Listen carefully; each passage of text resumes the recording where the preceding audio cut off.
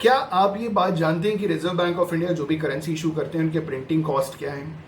क्या ये बात आप जानते हैं कि रिजर्व बैंक ऑफ इंडिया द्वारा जो 2000 रुपए की करेंसी प्रिंट की जा रही है वो पिंक कलर की नहीं है, वो किसी और कलर की है? क्या ये बात आप जानते हैं कि reserve bank of India act 1934 के हिसाब से reserve bank of India maximum कितने डिनोमिनेशन की करेंसी को प्रिंट कर सकता है? क्या ये बात आप जानते हैं कि कॉइनेज एक्ट 2011 के हिसाब से मैक्सिमम कितने डिनोमिनेशन के कॉइन्स को इशू किया जा सकता है? हेलो डियर फ्रेंड्स, मेरा नाम है साहिल और आप देख रहे हैं एयू कॉमर्स स्कॉलर। और आज हम इन टॉपिक्स पे ही बात करने वाले हैं और आरबीआई के बारे में, ऐसे फैक्ट्स के बारे में बात करेंगे जो हर एक स्टूडेंट का जानना बहुत जरूरी है हमारे देश के अंदर। चलिए शुरुआत करते हैं। तो पहला सवाल ये उठता है कि रिजर्व बैंक ऑफ इंडिया के आने से पहले रिजर्व बैंक ऑफ इंडिया का फंक्शन कौन परफॉर्म कर रहा था? तो इसका सही जवाब है 1921 में रिजर्व बैंक से पहले इंपीरियल बैंक ऑफ इंडिया की स्थापना की गई थी ब्रिटिश गवर्नमेंट द्वारा। और इंपीरियल बैंक में बैंक ऑफ कलकत्ता के अंदर दो बैंक का अमेलगमेशन किया गया था, वो था बैंक ऑफ मद्रास और bank of Bombay. In bank of Calcutta के अंदर, क्योंकि बैंक ऑफ कलकत्ता जो था वो बहुत बड़ा बैंक था, उसके अंदर जब दो बैंक को अमेलगमेट किया गया तो एक नया बैंक फॉर्म किया 1921 में, जिसका नाम था इंपीरियल बैंक ऑफ इंडिया। और इंपीरियल बैंक ऑफ इंडिया 1955 तक इंपीरियल बैंक ऑफ इंडिया रहा। उसके बाद उसका नाम चेंज हो गया, स्टेट बैंक ऑफ इंडिया बन गया। जी हाँ दोस्तों, 1955 में इंपीरियल बैंक का नाम चेंज होकर के स्टेट बैंक ऑफ इंडिया बन गया। और आज जो स्टेट बैंक ऑफ इंडिया काम कर रहा है वो 1921 से 1955 तक इंपीरियल बैंक ऑफ इंडिया के नाम से काम कर रहा था। अब 1920 में एक कमीशन बना था जिसका नाम था हिल्टन यंग कमीशन, ठीक है। और ये कमीशन का एक और नाम था जो था royal commission on Indian currency and finance. 1920 में इस कमीशन को ब्रिटिशर्स द्वारा स्टैब्लिश किया गया था और 1926 में हिल्टन यंग कमीशन या royal commission on Indian currency and finance ने रिकमेंड किया था रिजर्व बैंक ऑफ इंडिया। अब रिजर्व बैंक ऑफ इंडिया क्यों रिकमेंड किया था? देखिए, रिजर्व बैंक ऑफ इंडिया से पहले इसका नाम जो था वो रिजर्व बैंक क्यों पड़ा? दो बात है। इसका नाम सेंट्रल बैंक ऑफ इंडिया क्यों नहीं पड़ा? रीजन ये था कि 1911 में सेंट्रल बैंक ऑफ इंडिया नाम से कमर्शियल बैंक ऑलरेडी स्टैब्लिश हो चुका था, ये नाम जा चुका था, ये नाम बचा नहीं था, ये कमर्शियल बैंक को नाम मिल चुका था, तो ये नाम तो था ही नहीं सेंट्रल बैंक ऑफ इंडिया, ये तो एक कमर्शियल बैंक का नाम हो गया। अब रिजर्व बैंक ऑफ इंडिया नाम इसका इसलिए पड़ा क्योंकि रिजर्व बैंक ऑफ इंडिया जब भी कोई करेंसी इशू करता है तो उसके पीछे गोल्ड या फॉरेन एक्सचेंज का रिजर्व रखता है। एक ये रीजन भी है रिजर्व बैंक ऑफ इंडिया के नाम के पीछे। 1934 में पार्लियामेंट में एक एक्ट पास हुआ, आरबीआई एक्ट, और 1 अप्रैल 1935 से आरबीआई ने काम करना शुरू कर दिया, ठीक है। आरबीआई एक स्टैट्यूटरी ऑर्गेनाइजेशन है, मतलब आरबीआई जब एक्ट पास हुआ था पार्लियामेंट में, जब भी कोई एक्ट पार्लियामेंट में पास होता है ना, तो बेसिकली वो जो ऑर्गेनाइजेशन सेटअप होता है वो स्टैट्यूटरी ऑर्गेनाइजेशन होता है, वो स्पेशल लॉ द्वारा पास किया जाता है। और कई बार मैं बताऊं आपको, वो नॉन प्रॉफिट मेकिंग ऑर्गेनाइजेशन होता है। रिजर्व बैंक ऑफ इंडिया भी नॉन प्रॉफिट मेकिंग ऑर्गेनाइजेशन है। उनको जो भी मुनाफा होता है एक हिसाब से, मतलब एक हिसाब से जो प्रॉफिट होता है ना, उसको प्रॉफिट नहीं कंसीडर करते हैं, उसे सरप्लस कंसीडर करते हैं, और ये सरप्लस का हिस्सा गवर्नमेंट ऑफ इंडिया को ट्रांसफर हो जाता है। आगे आरबीआई की अगर हम बात करें तो आरबीआई स्टैब्लिश हुआ था, उसका जो इनिशियल कैपिटल था वो 5 करोड़ रुपए से। आरबीआई एक प्राइवेट बैंक था जो स्टार्टिंग में प्राइवेट था, लेकिन 1 जनवरी 1949 को ये नेशनलाइज हो गया था। जब ये प्राइवेट था तो इसका जो इनिशियल कैपिटल था वो 5 करोड़ रुपए का था, 5 करोड़ रुपीज, और 5 लाख शेयर्स इशू किए गए थे at the rate of 100 each इसके इनिशियल कैपिटल के लिए, जिसे जनरल पब्लिक ने और कुछ प्राइवेट लोगों ने सब्सक्राइब किया था। तो पहले रिजर्व बैंक ऑफ इंडिया जब एक्ट पास हुआ 1934 में, 1 अप्रैल 1935 से आरबीआई ने काम करना शुरू किया। इसका जो इनिशियल कैपिटल था, जो शुरुआती कैपिटल था, वो 5 करोड़ रुपए था, जो कि 5 lakh shares at the rate of 100 rupees each general public में भेजा गया था और वहां से इन्होंने पैसा कलेक्ट किया था। और ये एक हिसाब से प्राइवेट था, जो कि नेशनलाइज हुआ 1 जनवरी 1949। इसके आगे अगर हम बात करें, इसका जो स्टार्टिंग का जो ऑफिस था, जो सेंट्रल ऑफिस था आरबीआई का, वो था कलकत्ता में, लेकिन 1937 में इसका जो सेंट्रल ऑफिस था उसे ट्रांसफर कर दिया गया मुंबई में, ठीक। अब इसके आगे रिजर्व बैंक ऑफ इंडिया जब नेशनलाइज हो गया तो इसकी जो लोकल बोर्ड्स हैं वो टोटल 4 हैं, दिल्ली में, मुंबई में, चेन्नई में और कोलकाता में। रीजनल ऑफिस 20 हैं और सब ऑफिस 11 हैं। टोटल ऑफिस 31 है रिजर्व बैंक ऑफ इंडिया की, जिसमें रीजनल ऑफिस 20 और सब ऑफिस 11 है। अगर उत्तर प्रदेश की बात करें तो उत्तर प्रदेश में रीजनल ऑफिस कानपुर में है और सब ऑफिस लखनऊ में है। अगर करेंसी प्रिंटिंग की बात करें तो 4 जगह प्रिंटिंग प्रेस है, 2 गवर्नमेंट ऑफ इंडिया द्वारा ऑपरेट की जाती है, 2 रिजर्व बैंक ऑफ इंडिया द्वारा ऑपरेट की जाती है।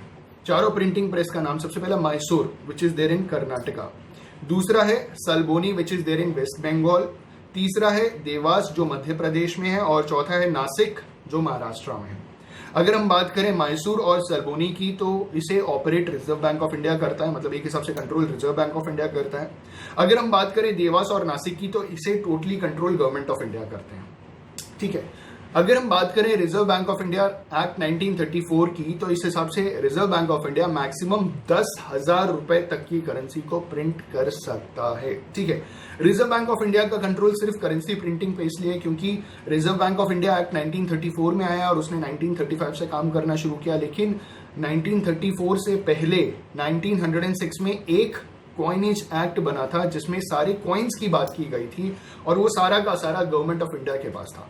तो जो भी कॉइन भारत में बनता है, इंडिया के अंदर जो भी इशू किया जाता है या जो बनाया जाता है, जो भी मिंटिंग होती है कॉइन्स की ना, बेसिकली वो गवर्नमेंट ऑफ इंडिया के अंडर ही होती है, क्योंकि ऑलरेडी एक 1906 में आरबीआई एक्ट कब आया 1934, उसके पहले कॉइनेज एक्ट आया 1906, और 1906 में जो कॉइनेज एक्ट आया था उसी में सारे के सारे कॉइन्स की बात कर ली गई थी, और ये सारी की सारी अथॉरिटी किसके पास थी, गवर्नमेंट ऑफ इंडिया की। तो जब सारे कॉइन्स की अथॉरिटी गवर्नमेंट ऑफ इंडिया के पास थी तो बचा क्या, करेंसी नोट। तो सारे करेंसी नोट्स की अथॉरिटी किसके पास चले गई, रिजर्व बैंक ऑफ इंडिया के पास।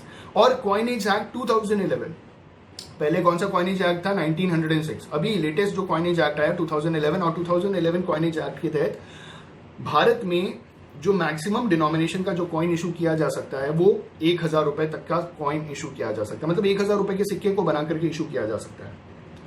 जो 500 रुपए का नोट है उसकी जो लेंथ है वो 150 मिलीमीटर और ब्रेथ जो है वो 66 मिलीमीटर है। इसका जो कलर है वो है स्टोन ग्रे, ठीक है, स्टोन ग्रे कलर का 500 रुपए का नोट है। अगर 2,000 रुपए की नोट की बात करें वो पिंक कलर का नहीं है, उसका जो लेंथ है वो 166 मिलीमीटर है और उसका ब्रेथ 66 मिलीमीटर है। मतलब 500 रुपए और 2,000 रुपए की जो करेंसी नोट है उसका ब्रेथ सेम है, लेकिन 2,000 रुपए का जो नोट है वो 500 रुपए की करेंसी से 16 मिलीमीटर बड़ा है। 2,000 रुपए का जो करेंसी नोट है ये मेजेंटा कलर का, it is not of pink colour, it is of magenta colour, ये मेजेंटा कलर का है, ठीक है। इसके आगे अगर हम बात करें तो टोटल नंबर ऑफ लैंग्वेजेस कितने हैं जो भी प्रिंट होते हैं नोट्स में, तो देखिए टोटल ऑफिशियल 15 लैंग्वेजेस, जो करेंसी नोट के साइड में जो लैंग्वेजेस लिखे जाते हैं वो टोटल 15 लैंग्वेजेस हैं।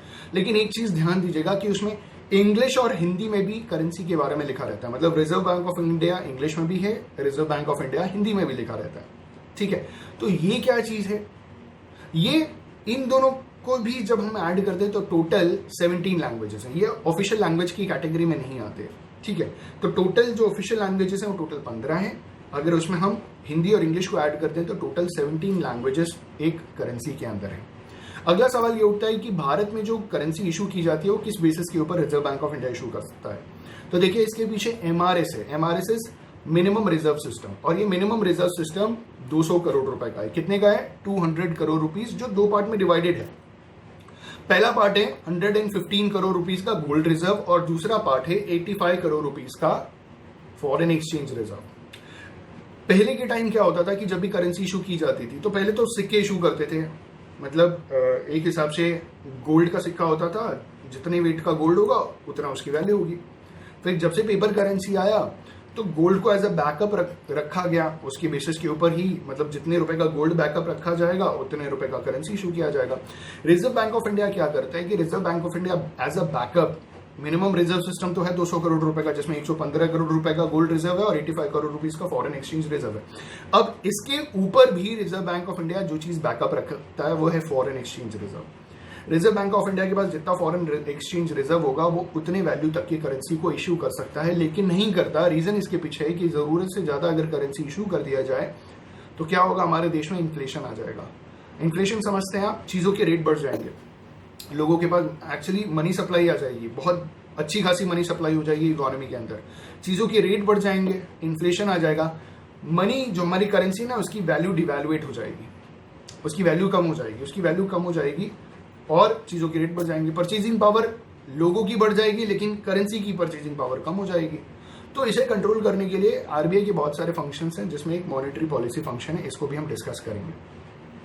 ठीक है, मिनिमम रिजर्व सिस्टम भी हो गया, इंपीरियल बैंक के बारे में भी बता दिया। हाँ, जो अगली जो इंपॉर्टेंट बात है फंक्शंस को जानने से पहले वो ये है कि जो आरबीआई करेंसी नोट्स को प्रिंट करता है उसके प्रिंटिंग चार्जेस क्या हैं। देखिए, 10 रुपीज की करेंसी को प्रिंट करने के लिए आरबीआई खर्च करता है 1 रुपीज 1 पैसा। 20 रुपीज की करेंसी को प्रिंट करने के लिए आरबीआई खर्च करता है 1 रुपीज। 50 रुपीज की करेंसी को प्रिंट करने के लिए आरबीआई खर्च करता है 1 रुपीज 1 पैसा। वही उतना ही खर्चा होता है जितना 10 रुपए को प्रिंट करने में, मतलब 10 रुपए और 50 रुपए को प्रिंट करने में 1 रुपए 1 पैसा खर्चा होता है, लेकिन 20 रुपए की करेंसी को प्रिंट करने में सिर्फ 1 रुपए खर्च होता है। 100 रुपीज की करेंसी को प्रिंट करने के लिए 1 रुपीज 51 पैसा खर्चा होता है। 200 रुपीज की करेंसी को प्रिंट करने के लिए 2 रुपीज 93 पैसा खर्च होता है। ठीक है, 500 रुपीज की करेंसी को प्रिंट करने के लिए 2 रुपीज 94 पैसा, सिर्फ 1 पैसा ज्यादा खर्च किया जाता है 200 रुपए की करेंसी की कंपेरेटिव। और 2000 रुपए की करेंसी को प्रिंट करने के लिए 3 रुपए 54 पैसा खर्च होता है। एक महत्वपूर्ण बात यह है कि टाइम के हिसाब से ये खर्चे बढ़ भी सकते हैं। रीजन ये है कि जो पेपर यूज होता है टाइम के हिसाब से उसका रेट बढ़ सकता है, जो इंक यूज होता है टाइम के हिसाब से, मतलब कॉस्ट ऑफ प्रोडक्शन बढ़ सकती है, तो इनके प्रिंटिंग के जो रेट है वो भी चेंज हो सकते हैं टाइम के हिसाब से। अभी 2020 चल रहा है तो 2020 के हिसाब से ये रेट है। अगर 5 साल के बाद आप ये वीडियो देखेंगे तो देयर इज अ पॉसिबिलिटी कि इसके रेट बढ़ चुके होंगे। ठीक है, अब बात कर लेते हैं कुछ फंक्शंस की। तो आरबीआई के बेसिक फंक्शंस तो बहुत सारे, उसके ऊपर मैं अलग वीडियो बना दूंगा डिटेल में, लेकिन कुछ 5-6 फंक्शंस हम डिस्कस कर लेते हैं। तो सबसे पहला function reserve bank of India का क्या है कि ये मॉनेटरी पॉलिसी बनाता है। ठीक है, मेकर ऑफ मॉनेटरी पॉलिसी। पहले क्या था कि फिजिकल और मॉनेटरी पॉलिसी दोनों बनाया करता था, लेकिन फिजिकल पॉलिसी अब गवर्नमेंट ऑफ इंडिया के पास चला गया, अब ये मॉनेटरी पॉलिसी ही बनाता है। अब मॉनेटरी पॉलिसी क्या है? मॉनेटरी पॉलिसी का एक और नाम है जिसे कहते हैं क्रेडिट पॉलिसी। आपको मालूम है ना कि रिजर्व बैंक ऑफ इंडिया देश के अंदर जितने भी चीजें होती हैं, जो भी काम हो रहा होता है, मतलब जो भी मनी से रिलेटेड, फाइनेंशियल स्ट्रक्चर से रिलेटेड होता है, उसको रूल रेगुलेट कौन करता है? Reserve bank of India. ठीक है, तो मॉनेटरी पॉलिसी, अगर जरूरत से ज्यादा करेंसी प्रिंट करके इशू कर दी तो इन्फ्लेशन आ जाएगा। इसको कौन कंट्रोल करेगा? Reserve bank of India. जरूरत से ज्यादा कोई बैंक अगर लोन दे रहा है तो इसे कौन कंट्रोल करेगा? Reserve bank of India. Reserve bank of India CRR, cash reserve ratio, statutory liquidity ratio, और इस तरीके के, और जो इंटरेस्ट रेट है, ठीक है, कॉस्ट ऑफ बोरिंग, ये सारे के सारे decision reserve bank of India लेता है। जो मॉनेटरी पॉलिसी जिसे अलग अलग पार्ट में डिवाइड किया है, क्वालिटेटिव, क्वांटिटेटिव, जिसको हम अगले वीडियो में डिस्कस करेंगे। ठीक है, इस बेसिस के ऊपर मॉनेटरी पॉलिसी बना करके अगर जरूरत से ज्यादा सप्लाई देश के अंदर हो गई, इकोनॉमी के अंदर अगर पैसे की ज्यादा सप्लाई हो गई तो इंटरेस्ट रेट बढ़ा देता है। अगर आपने लोन ले रखा है तो आपको ज्यादा इंटरेस्ट वापस करना पड़ेगा, जिस बेसिस के ऊपर ये पैसा वापस आ जाएगा। अच्छा, एक सवाल ये उठता है कि आरबीआई के पास कितनी अथॉरिटी है पैसे इशू करने की? तो आरबीआई जितना मर्जी चाहे उतना पैसा इशू कर सकता है, लेकिन करता क्यों नहीं है? क्योंकि ज्यादा कर दिया तो क्या हो जाएगा? इन्फ्लेशन आ जाएगा। आप बात समझना। दूसरा है इशूअर ऑफ करेंसी। आरबीआई का दूसरा जो इंपॉर्टेंट फंक्शन ये है कि वो देश के अंदर करेंसी को इशू करता है। ठीक है, करेंसी चेंज करना मतलब डिमोनेटाइज करना, उसका रंग रूप बदलना, ठीक है, और उसे इशू करने का काम कौन करता है? Reserve bank of India.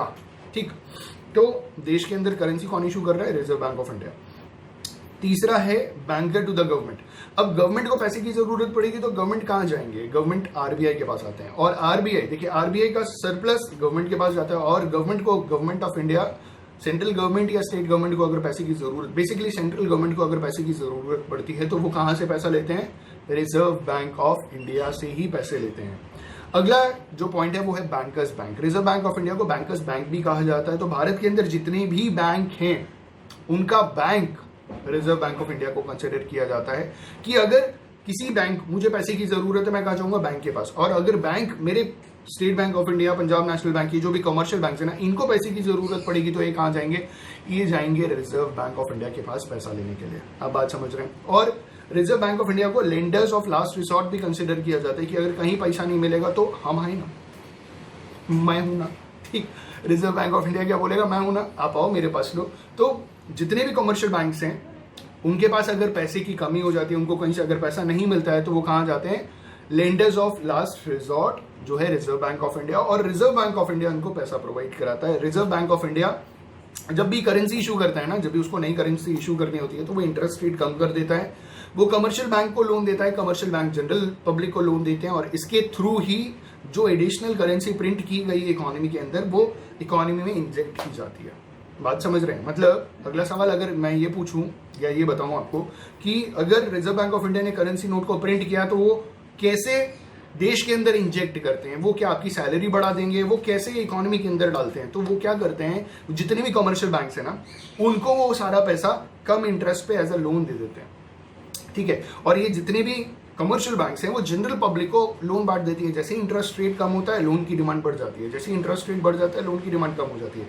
Economy के अंदर पैसे को इंजेक्ट करना है तो ज़्यादा से ज़्यादा लोन बांटा जाता है, और अगर ज़रूरत से ज़्यादा लोन बांट दिया गया और इन्फ्लेशन आ गया तो इंटरेस्ट रेट बढ़ा देते हैं, जिससे लोन की डिमांड खत्म हो जाती है, कम हो जाती है, और जो एक्सेस पैसा गया है एज अ इंटरेस्ट वो कमर्शियल बैंक के पास आता है और कमर्शियल बैंक आरबीआई के पास जमा कर देता है।